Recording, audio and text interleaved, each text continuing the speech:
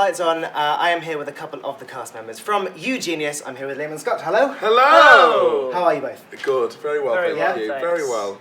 Good. I came to see it on Wednesday, and as a show, it's incredibly high energy, pretty much from the get-go. How's that?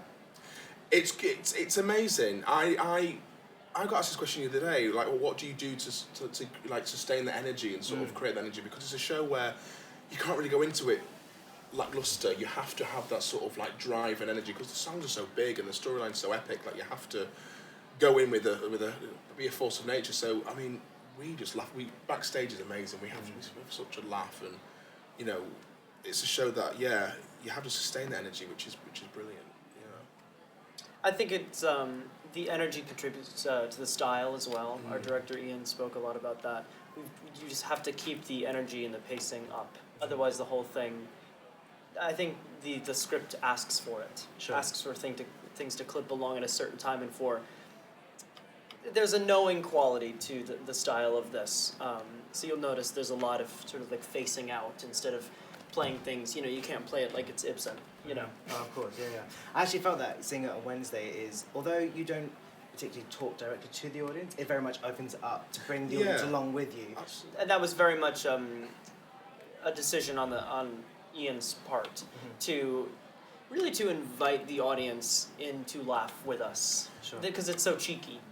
It is a relatively, a new musical. How was it working with the creatives that obviously took this from day one and has been growing? We're just gonna carry on.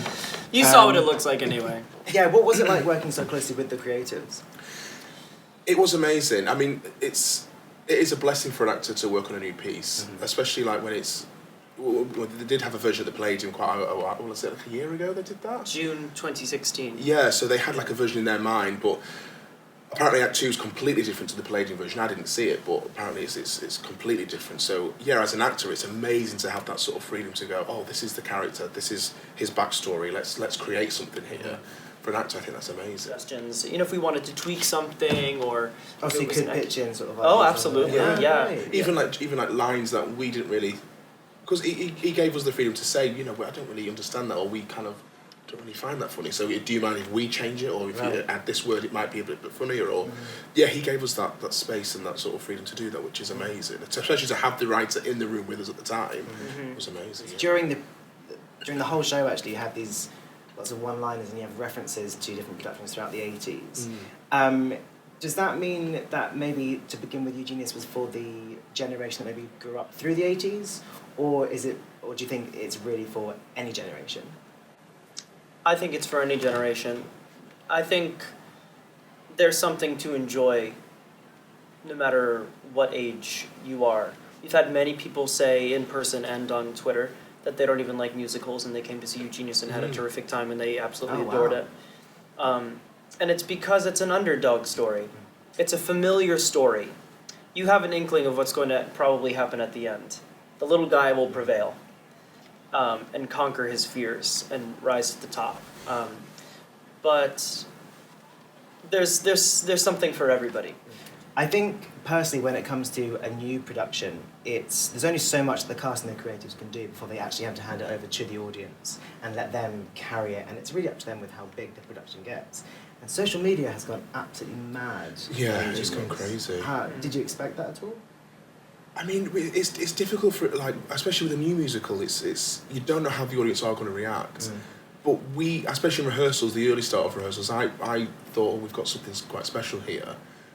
And I didn't really anticipate how much the audience would actually enjoy it. It's blown. It's literally Go Eugenius. The hashtag was trending like a few weeks ago. It was crazy, like how much it's completely blown up. So touching on the couple of characters that you just mentioned, tell us a little bit about Eugenius. What's it about? Who are the characters? Who do you guys play?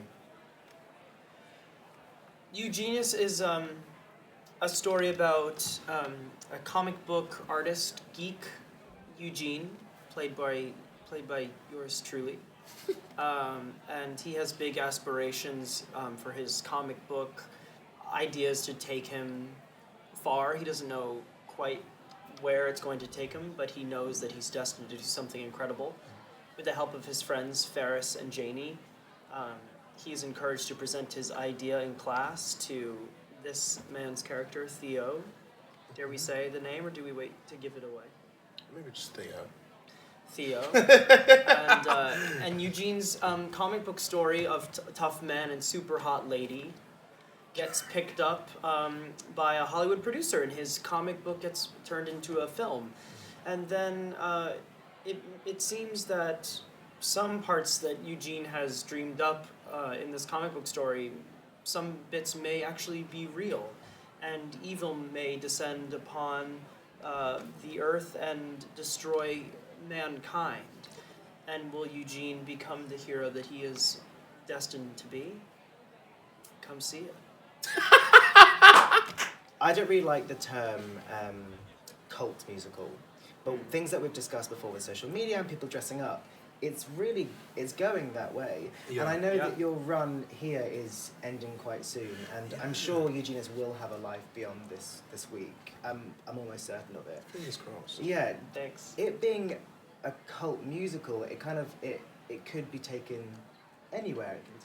I really hope so. I really hope so. It really does deserve it. It's the music is amazing, and there's a girl in it, well, not in the show, but who comes to watch the show, called Tina, who's watched it like 22 times. Wow. And she said, I've never watched a show so many times in my life when she completely just is engrossed in the story. She, like you said before, she comes to the theatre, she just escapes for 2 hours and is just overwhelmed by the production. So I'd love to get it out there and make other people feel like that. I think it would work, and I think with the theme, like you said before, with Stranger Things, you've got Big Bang Theory, you've got Marvel that always bring out. Comic books just seem to work everywhere. It's such a universal, excuse the pun, universal sort of theme. I think it really could go anywhere. I do, yeah. And it's actually quite rare, and this sounds like a very fake statement. It's very rare that I actually do go to the theatre and I don't find anything to pick a hole out. Anything where I go, well, why did they do that? Why did they change that? Because Eugenius sets itself up in such a way that any of its flaws are just there, and it's like, laugh at it. Laugh, enjoy yourself. It takes the mick out of itself. It doesn't take itself too seriously. Exactly, and I think that's why people call it escapism, because there's no room really for any negative critique. Absolutely. If you're coming to expecting Hamlet, then you will be disappointed but we know that we're not a show that we advertise it as it's not serious.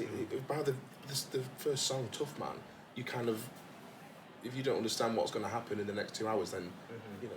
I mean, the moment, I've forgotten if it's Act 1 or Act 2, where someone says, it's Act 2, isn't it? Who's going to sing the power ballad? Yes. Like you're giving the audience that someone's going to come out and sing something.